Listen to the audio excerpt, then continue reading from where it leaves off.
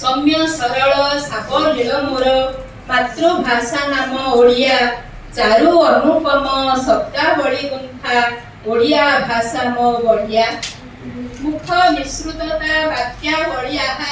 लागे केते मनोरम भरी रही अछि मिठा मधुरस भावटी गभीरतम छबिल मधु वर्णबोध आम बाल्यकाल भाषा शिक्षक अबना ठारू जे बनान पर्यंत भाषा रे रहिछि महक ओडिया भाषा मो प्रांजल जार पूर्ण उच्चारण शुद्धता स्मृति मधुर मो भाषाटी कोमल नाहिति जहार इयता